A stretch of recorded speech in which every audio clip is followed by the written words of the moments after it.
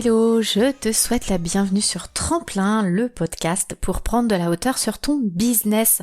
Toi qui es entrepreneur ou dirigeant d'entreprise, je te partage ici des clés pour structurer et optimiser ton marketing ou ta communication, mais pas que. Sur ce podcast, nous parlons aussi d'entrepreneuriat, de charge mentale, de productivité, bref, plein de conseils pour avancer et se développer sereinement, que ce soit à titre professionnel ou personnel.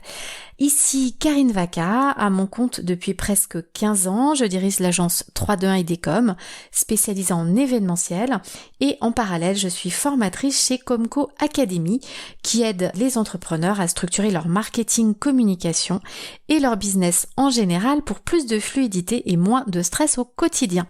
Alors, mets-toi à l'aise et c'est parti!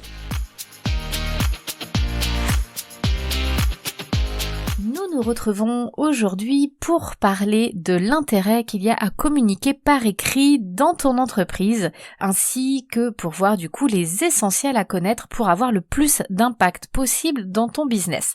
Alors tu vas me dire tout de suite, non mais attends Karine, on est à l'ère du numérique, la communication écrite, tout le monde s'en fiche. Eh ben oui, sauf que quand on pense communication écrite comme ça, du tac au tac, on pense papier, carte de visite, plaquettes, etc.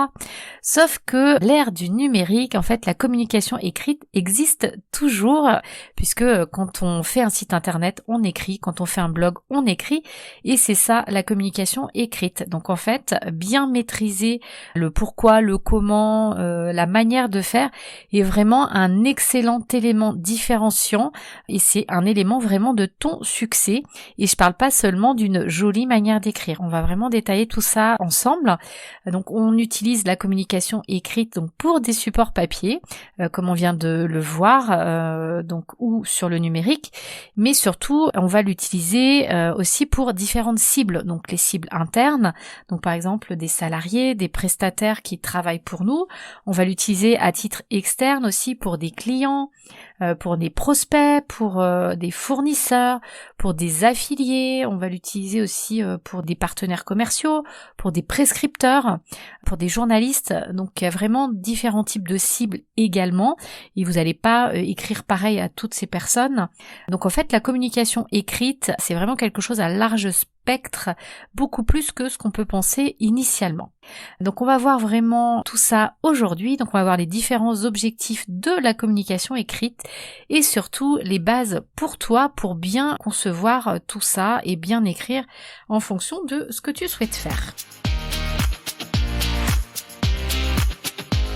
Donc en fait, ta communication écrite va avoir plusieurs objectifs selon ce dont tu es en train de parler. Si tu parles de toi, si tu parles de ton produit, si tu parles de tes services, selon à qui tu parles, si tu parles à tes salariés, à ton équipe, à tes prospects, c'est-à-dire des gens qui n'ont pas encore acheté, ou si tu parles à tes clients, c'est-à-dire des gens qui ont déjà acheté, ou à des prescripteurs. Par exemple, si tu vends des cours de maths, tu vas t'adresser sans doute plus aux parents que aux enfants, parce que si tu essaies de vendre tes cours de maths aux enfants, je suis pas sûre que tu aies beaucoup de clients demain. Donc en fonction de tout ça, tu n'auras pas les mêmes objectifs, d'accord ? Donc la première chose, tu peux avoir comme objectif d'informer. C'est-à-dire que tu vas essayer de transmettre des informations, ça peut être à ton équipe, à tes partenaires, donc là ça va vraiment être de donner la bonne information à la bonne personne, mais à condition effectivement de savoir pourquoi tu veux lui donner cette information, ça c'est super important. Donc toujours, même si c'est de l'information, et ça c'est valable aussi pour tous les objectifs qu'on va avoir derrière, tu dois systématiquement avoir dans tes textes de toute façon des call to action, c'est-à-dire un appel à l'action. Donc qu'est-ce que la personne doit faire à la fin, même si tu l'informes, il y a de grandes chances que tu lui demandes d'appliquer, je sais pas si c'est un salarié, c'est peut-être une procédure, tu vas lui demander d'appliquer ou d'apprendre quelque chose. Si c'est un prospect, tu vas lui demander de cliquer quelque part peut-être pour acheter. Si c'est un client, tu vas lui expliquer, je sais pas, c'est peut-être un mode d'emploi par exemple, où tu vas lui dire que si il donne tes coordonnées à ses copains et que ses copains ils achètent, tu vas leur faire une réduction. Donc voilà, en tous les cas, systématiquement si tu écris, c'est oui, il y a une information à donner, mais tu vas demander quelque chose. Ce texte, il a forcément un but et tu dois clairement l'écrire à la fin appelle-moi, prends un rendez-vous, donne ce code à tes copains, ils auront tel et tel truc, etc., etc. Mais ça, il faut vraiment pas l'oublier. Alors c'est pas forcément à chaque fin de page, hein, si c'est une plaquette qui fait 15 pages, effectivement, à la fin, il va y avoir tes coordonnées. Mais ça t'empêche pas quand même de mettre, par exemple, ton site internet en bas de page pour habiller ta page, d'accord? Donc un des deuxièmes objectifs de la communication écrite, ça peut être aussi de convaincre. Par exemple, leur expliquer que faire des efforts dans le cadre de ta nouvelle politique pour l'environnement, c'est super important pour eux, pour l'entreprise et justement pour l'environnement. Donc tu vas essayer de les convaincre que la démarche dans laquelle tu leur demandes de venir s'inscrire est utile pour la société, etc., etc. Tu vas essayer quand tu as souvent des textes de vente, tu vas essayer de convaincre ton prospect de l'intérêt en fait de choisir ton offre plutôt qu'une autre. Donc là, par exemple, tu vas vraiment décrire, par exemple, une transformation, que ça soit un produit ou un service. Tu vas leur montrer que ton produit va les aider de passer d'une situation A à une situation B. Et souvent, la situation A, c'est le pire cauchemar dans lequel ils sont. Enfin, en tous les cas, la situation actuelle, c'est peut-être pas forcément le pire cauchemar, mais c'est la situation actuelle dans laquelle ils sont. Et la situation B, ça va être la situation rêvée, le désir, la situation idéale. Et le but, en fait, c'est que tu les emmènes à se projeter pour qu'ils comprennent l'intérêt de ton produit ou de ton service. Et même si tu vends un stylo, tu vas forcément avoir un bénéfice produit et tu dois les convaincre que ton stylo est meilleur que celui du voisin. Donc ça sera sans doute des caractéristiques techniques, mais ça peut être aussi des choses esthétiques. Donc c'est vraiment à toi de bien connaître ton offre pour savoir en fait quels sont les éléments que tu dois mettre en avant. Tu vas par exemple essayer de dire aussi peut-être que si tu vends du service, c'est parce que ta personnalité, ton parcours est intéressant. Donc à ce moment-là, si je sais pas, tu es dans la thérapie, tu vas essayer de convaincre que tu as un bon parcours, que tu as traversé plein de choses, que tu es là pour le coup, tu vas peut-être avoir des témoignages clients par exemple. C'est-à-dire qu'en fonction de l'objectif de ta communication, tu vas utiliser différentes choses pour argumenter. Dans de l'information, tu vas peut-être être plus sur des normes pour expliquer, que tu es à la norme ISO truc-muche, alors que pour convaincre, tu vas peut-être plus utiliser des témoignages clients, d'accord ? Convaincre, par exemple, effectivement, ça va être une plaquette, ça va être un tunnel de vente, ça va être tes pages web. Si tu as une boutique, ça va être ta fiche produit. Tout ça, tu vas essayer de convaincre que c'est ton produit qu'il faut prendre et pas un autre, d'accord ? Et là, à nouveau, tu vas avoir ton appel à l'action qui va leur demander de faire quelque chose. Tu peux avoir un objectif de présentation qui est légèrement différent de convaincre, mais le but de la présentation quand même est d'amener la personne à aller plus loin, à cliquer pour la découvrir plus de toi. Donc tu vas présenter peut-être un produit, un service, une offre promotionnelle, un événement. La présentation, on va être presque sur les réseaux sociaux par exemple, ou ton site web, tu vois, alors que convaincre, les gens sont passés à l'étape d'après, ils vont déjà être plus sur ta fiche produit prête à acheter dans ta boutique. C'est assez proche, mais c'est très légèrement différent. La présentation va être beaucoup plus globale, alors que la phase de convaincre va être beaucoup plus dans le détail, d'accord ? Mais après, pour toi, tu peux aussi ne pas faire de différence sur ça. Tu peux présenter par exemple un événement. Tu attendras d'eux qui s'inscrivent à l'événement, mais tu vois, tu vas le décrire en général, tu vas le présenter. Donc je sais pas si tu vois la subtilité, mais le convaincre, tu vas être plus à il faut y aller, on est différent, il faut que tu travailles avec nous, alors que la présentation, tu vas être légèrement moins agressif commercialement en fait. Même si tu peux essayer de convaincre et de vendre sans être agressif, bien évidemment, il y a aucun souci avec ça. Tu peux avoir aussi comme objectif de recueillir des informations. Donc par exemple auprès de tes clients, de tes fournisseurs. Donc ça par exemple, ça peut être un Google Form où tu vas faire une enquête de marché, une étude de marché. Le but, ça va vraiment être de recueillir des informations. Donc là, ça peut passer, oui, c'est souvent quand même par des formulaires, hein. Donc ça peut être auprès de tes collaborateurs aussi, de tes fournisseurs. Ça peut être de savoir effectivement auprès de tes fournisseurs quelles sont leurs meilleures références pour pouvoir justement les proposer à tes prospects et tes clients, par exemple. Quelles sont les couleurs du moment ultra tendance. Voilà, ça peut aider également, et après ça va te permettre peut-être d'affiner ton offre, etc. Mais ça aussi, c'est de la communication écrite. Il faut que tes questions soient très très bien formulées si tu veux vraiment avoir des réponses ultra précises. Le plus tes questions sont précises, le plus tu auras les informations dont tu as besoin pour travailler, et même au-delà des questions, tu vas avoir l'email qui va expliquer ta démarche, le pourquoi du comment. Justement, et là, on va à nouveau revenir sur le convaincre. Donc souvent, quand tu fais de la communication écrite, tu auras rarement un seul objectif. Tu peux en avoir 2 ou 3, tu vas en cumuler plusieurs, et c'est important vraiment de les identifier pour utiliser les bons arguments à la fin et avoir le bon appel à l'action. Et par exemple aussi, la communication écrite peut t'aider dans ta négociation. Ça va peut-être être souvent dans des emails ou alors une présentation écrite quand tu vas commencer à faire des propositions commerciales, quand tu vas commencer à donner des tarifs, un devis. Tu peux aussi écrire, quand tu prépares tes appels téléphoniques, des scripts d'appels. Donc pour les gens par exemple qui gèrent ton centre téléphonique, si tu as des closers ou des choses comme ça, ou même pour toi, il n'y a aucun souci d'avoir des scripts, et du coup la communication écrite va te permettre en fait d'avoir un support pour ta communication orale, d'accord? Et souvent ça peut être utile dans la négociation.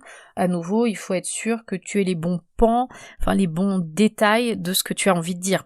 Donc effectivement, par exemple, si tu es dans ta négociation et que tu veux rédiger une proposition commerciale, forcément tu vas parler du prix, mais sans doute tu vas avoir tout ce qui est détail de livraison, quels sont tes délais de livraison, comment tu fabriques, est-ce que c'est Made in France par exemple, c'est super important, est-ce que tes produits et services rentrent dans la dimension écologique, est-ce que tu as une charte justement à ce sujet pour respecter la politique environnementale.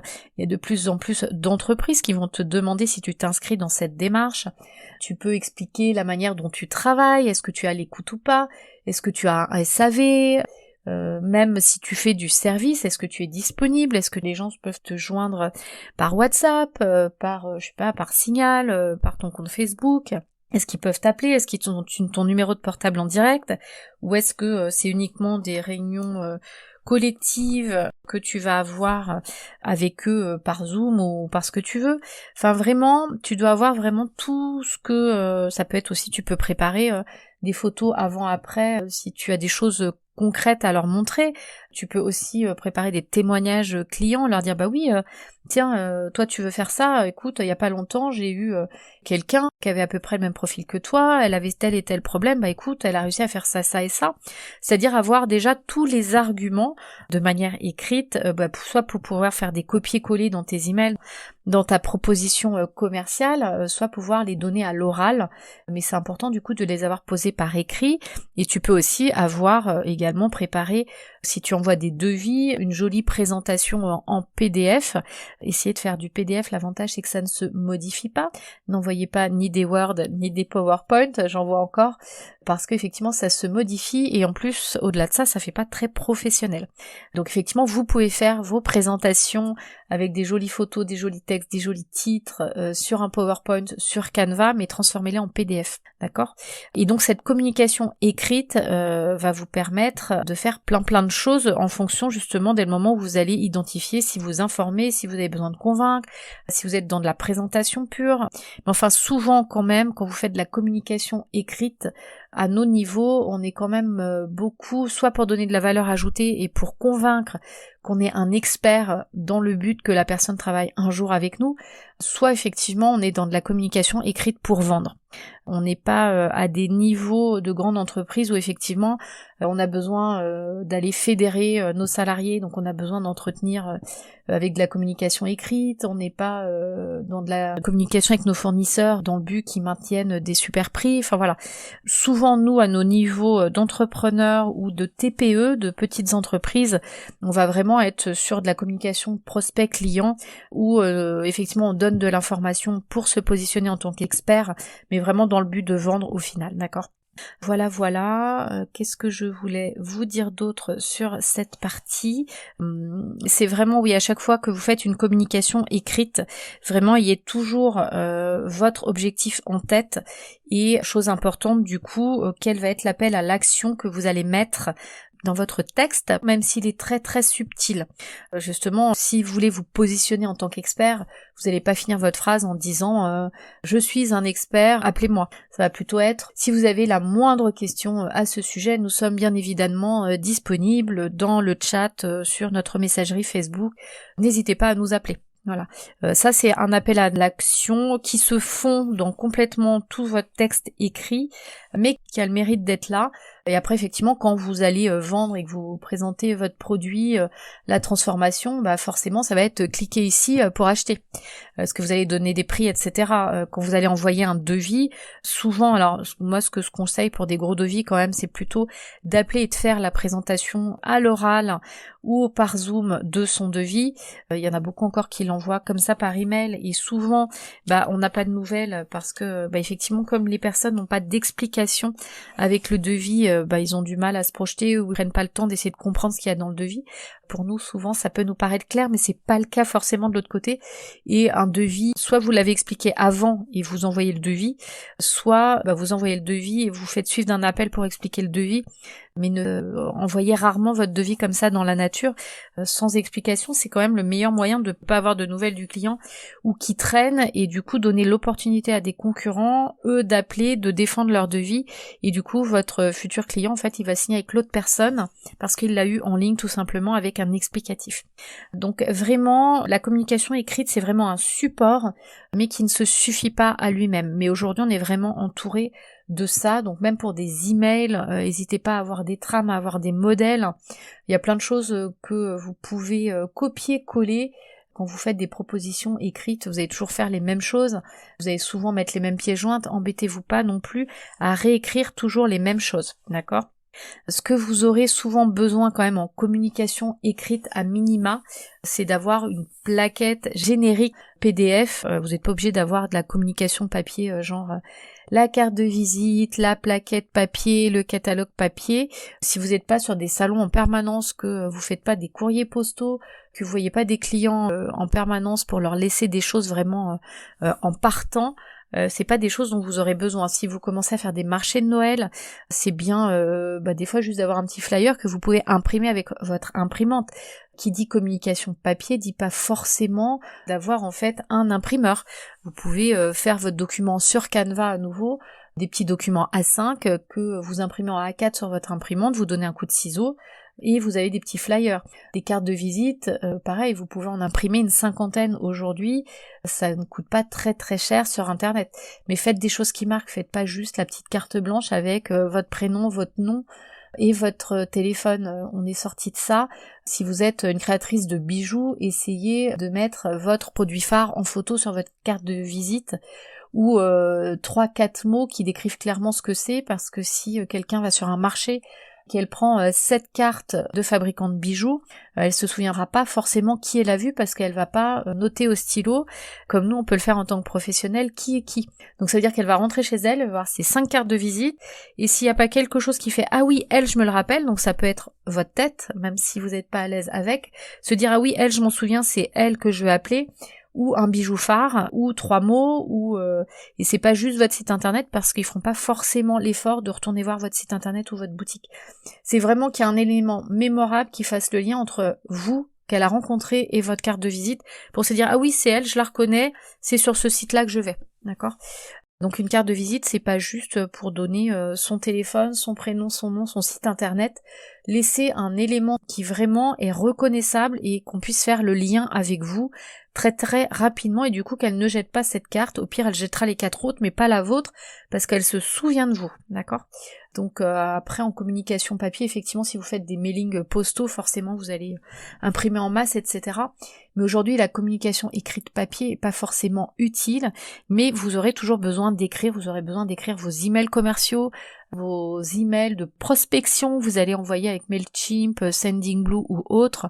Vous allez avoir besoin de rédiger votre tunnel de vente, vos pages internet, votre site web, vos fiches techniques de boutique. Donc vraiment, ne négligez pas tout ça, et on va voir justement dans cette deuxième partie comment bien concevoir sa communication écrite. Donc à tout de suite.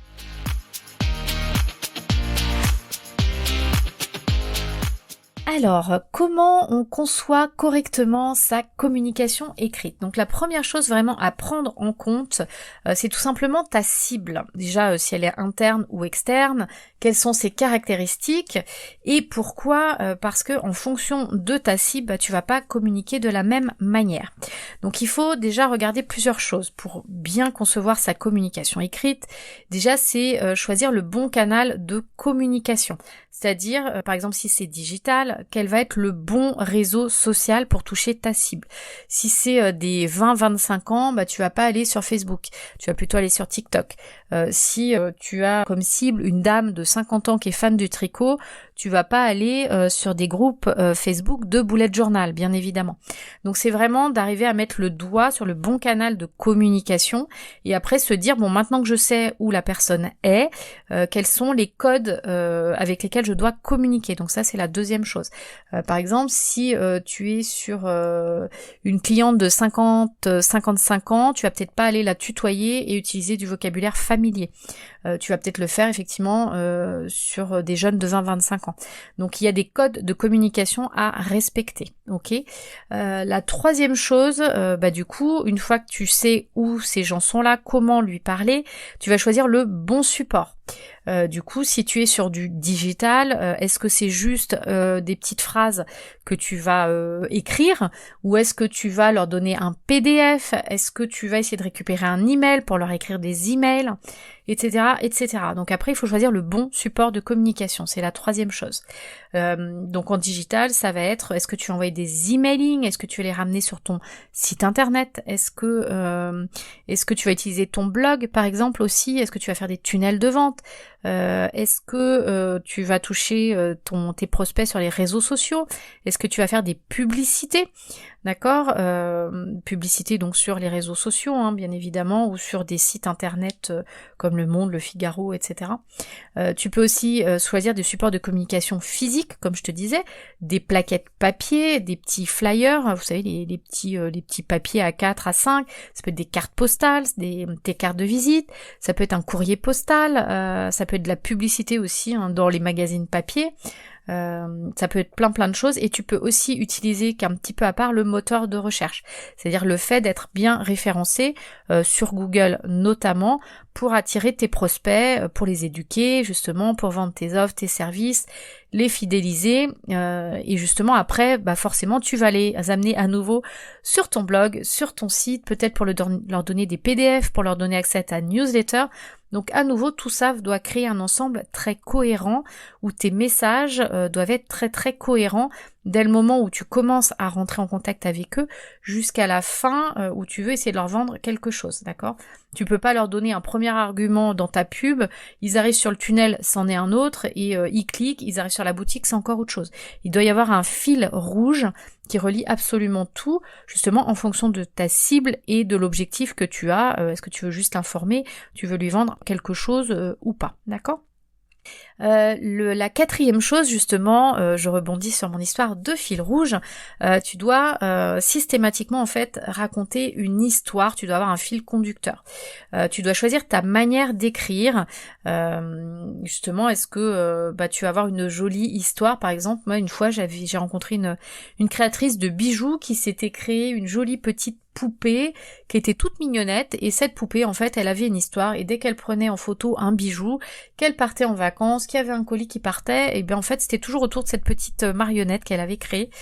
Donc en fait elle avait créé toute une histoire. Cette marionnette elle avait une histoire de naissance, elle adorait des choses et donc c'était vraiment en fait toute sa communication était construite autour de ça et c'est assez mignon. Alors n'allez pas forcément jusqu'à ça, ce qu'on appelle le copywriting. En fait, c'est vraiment une bonne manière d'écrire, c'est ta manière d'écrire, tu dois la trouver. En fait, c'est juste montrer la valeur de ton produit ou de ton service, quelle est la valeur que tu crées pour la personne, pour lui dire, attends, moi, mon produit, il te fait passer de l'état A à l'état B, il y a une vraie transformation, tu vas être comme ça, et voilà, ça c'est du copywriting, mais tu vas pas juste lui dire, ouais, aujourd'hui, t'as des problèmes de fatigue, prends ma pilule rouge à base de plantes, et demain tu dormiras mieux. forcément tu vas envelopper ça de manière plus jolie en lui expliquant le pourquoi, le comment. Tu vas passer de stade informatif en lui expliquant tes plantes. Tu vas le faire rêver pour lui montrer qu'il y a plein d'avantages. Donc justement la fameuse situation qu'il recherche, c'est une manière d'écrire, peut-être avec des tus, avec beaucoup de virgules, avec des jolis mots. Peut-être que tu vas prendre des images, tu sais, genre je sais pas, tu veux emmener des entrepreneurs à réussir, tu vas utiliser l'image de la fusée qui va dans les étoiles pour faire décoller ton business. Enfin voilà, tu peux travailler ce genre de choses, mais ce n'est pas obligatoire dans la mesure où ta communication écrite fait son travail d'informer et de convaincre et de présenter ce que tu fais. Il n'y a pas de souci, il faut que tu trouves ta propre manière d'écrire, mais n'oublie pas que cette manière d'écrire doit toujours être tournée vers ton client. Elle doit pas parler de toi, elle doit parler de ton futur client. Il doit tout de suite comprendre que tu l'as compris. L'offre, elle est vraiment faite pour lui, et que waouh, tu es son meilleur conseiller, et vraiment tu le connais par cœur, et il peut pas aller ailleurs, il peut aller que chez toi acheter ce service ou ce produit, d'accord ? Et la dernière chose, surtout quand on fait de la communication écrite, ne néglige pas la forme. Déjà la première chose, l'orthographe et la grammaire. Sur internet, honnêtement, sous prétexte que c'est digital, il y a des fautes partout, c'est une grosse catastrophe, alors que justement, il y a plein d'outils, des correcteurs d'orthographe en ligne, des correcteurs de grammaire, qui est une ou deux fautes de frappe, je veux bien, mais je vois encore des sites qui ont 3-4 fautes par paragraphe. C'est une horreur pour l'œil. Et aujourd'hui, il y a encore des gens qui estiment que malheureusement, s'il y a des fautes, si je vois des fautes, c'est pas professionnel, et moi perso, j'achète pas. Et quand je dis perso, le client, il y a plein de gens aujourd'hui qui n'achètent pas quand ils voient des fautes sur des sites internet ou des plaquettes, parce que c'est pas professionnel. Donc faites attention à ça, et n'oublie pas non plus que la communication écrite, c'est pas que du texte. Si tu m'écris une page entière sans sauter de ligne, sans mettre de virgule, sans mettre des jolies images, sans qu'il y ait de titre, sans qu'il y ait de couleurs, etc., il y a quand même de grandes chances que je ne lise pas ta page. Donc il doit vraiment y avoir aussi un effort autour de ton texte, autour des illustrations, de la mise en page, qui est des titres, qui est du gras, de l'italique, qui est du rouge, du bleu, du vert, du souligné. Si t'es sur internet, il faut qu'il y ait des liens. N'oublie pas tout ce qu'il y a autour de ton texte. Il n'y a pas que le texte qui compte. Vraiment, tout ce qui est autour est super important. Donc écoute, j'espère que tout ça t'a éclairé au niveau donc de bien concevoir ta communication. Et puis du coup, on se retrouve pour la conclusion tout de suite.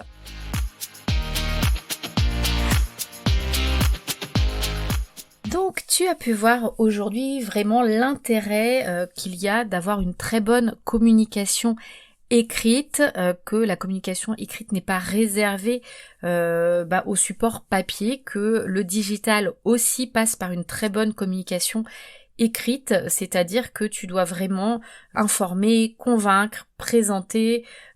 Tu peux utiliser aussi la communication écrite pour négocier, pour recueillir des informations qui sont utiles à ton business. Donc vraiment, ne néglige absolument pas tout ça. N'hésite pas aussi quand tu informes, je pense notamment aux réseaux sociaux, donc toutes les casquettes que tu peux avoir, c'est pas forcément de l'information à forte valeur ajoutée, ça peut être de l'information qui est donnée à titre de divertissement. N'oubliez pas cette casquette, c'est vraiment important pour le lien avec nos futurs prospects. Ils ont besoin de créer ce lien. On a pu voir aussi comment bien concevoir sa communication écrite. Il faut vraiment avoir en tête sa cible, qui elle est, pour aller distribuer, en fait, si c'est par exemple des plaquettes papier, ou utiliser un blog, un emailing, pour aller bien distribuer les liens ou les PDF ou tout ce qu'on veut sur le bon canal. Faut bien utiliser les bons codes de communication, parce qu'on va pas aller tutoyer notre cliente de 60 ans et utiliser du langage de Jones avec elle. Donc chacun a son langage, le tutoiement, le vouvoiement, peut-être un vocabulaire qui est très spécifique à ta cible. Donc à toi de vraiment t'adapter à ton prospect. N'oublie pas que tu dois trouver une manière d'écrire qui est à toi pour montrer vraiment quelle est ta valeur et pas juste utiliser un texte descriptif pur et dur. Il faut une manière d'écrire, trouve la tienne. Je suis sûre que tu en as une. Ça peut être effectivement d'écrire comme tu parles. Il n'y a vraiment aucun souci là-dessus. Mais en tous les cas, vraiment, la seule chose à faire attention, c'est qu'il n'y ait pas une communication écrite indigeste. Donc elle doit être fluide. Donc il doit y avoir des paragraphes, exactement comme quand on écrit sur papier. Il doit y avoir des majuscules, l'orthographe doit être respectée, la grammaire aussi, il faut des petites images pour divertir le cerveau, de la mise en page avec les titres en gras, avec un peu de couleur, de l'italique, des liens sur le digital. Donc tout ça, c'est ultra important. La communication écrite, c'est vraiment cet ensemble de choses. Et je t'invite aujourd'hui à regarder vraiment de quoi tu as besoin aujourd'hui. Il faut au moins à minima un PDF sans doute de ce que tu fais, que tu peux faire sur Canva et que tu peux envoyer à tout le monde. Essaie d'avoir à minima pareil pour capturer des emails, et bien tout simplement ce qu'on appelle un aimant à prospect, un lead magnet en anglais. Et du coup, forcément, tu auras une page de capture sur Internet, tu auras un site Internet. Et déjà avec ça, tu peux être pas mal. Peut-être une carte de visite si tu es amené à rencontrer beaucoup de monde ou si tu vas sur des marchés de Noël, par exemple en fin d'année. Tu peux imprimer aussi des petits flyers, les petits documents publicitaires pour laisser sur ton stand pour les marchés de Noël que tu peux imprimer avec ton imprimante. Donc à nouveau, il y a la communication digitale et la communication papier. Et tu n'as pas forcément besoin d'un imprimeur pour faire de la communication papier. On peut faire des choses très jolies. Le tout, c'est que ça soit efficace, que le message passe et que tu aies vraiment identifié l'objectif de la communication que tu veux faire quand tu l'as fait, tout simplement.